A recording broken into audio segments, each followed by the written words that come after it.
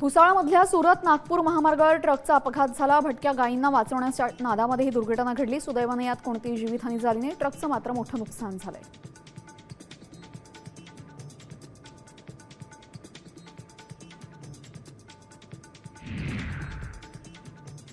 गृहराज्यमंत्री, कृषी मंत्री आणि जलसंपदा मंत्र्यांच्या फोटोवर चुना लावलेला आहे। तसेच ठाकरे गटाकडून जळगावच्या जिल्हाधिकारी कार्यालयाबाहेर निषेध आंदोलन केले गेलं।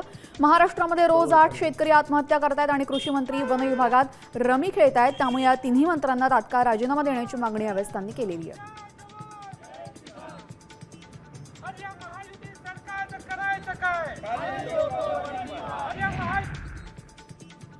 स्थानिक स्वराज्य संस्थांच्या निवडणुकांसाठी प्रशासनाने तयारी सुरू केलेली आहे। त्या पार्श्वभूमीवर जळगावच्या पारोळ्यामध्ये ईव्हीएम मशीनची तपासणी करण्यात आलेली आहे। यावेळी 146 केंद्र असून 12 टेबलांवर ईव्हीएम मशीन ठेवण्यात आले होते। मंडळ अधिकारी, ग्राम महसूल अधिकारी देखील उपस्थित होते।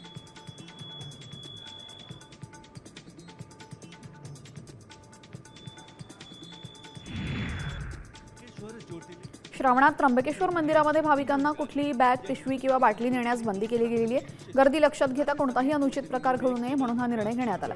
श्रावणामध्ये मंदिर परिसरासह अतिरिक्त बंदोबस्त तैनात असेल।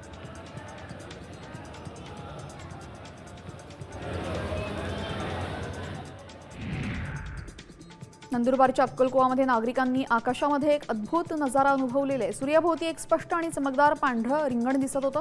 पावसाळ्यामध्ये किंवा वातावरणात आर्द्रता जास्त असल्यामध्ये अशी दृश्य अधिक प्रमाणात दिसतात। या वर्तुळातील आतील भागात अनेकदा बाहेरील आकाशापेक्षा गडद असतो।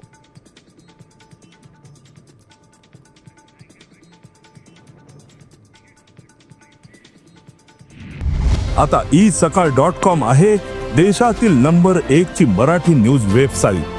प्रत्येक अपडेटसाठी isakal.com ला नक्की भेट द्या।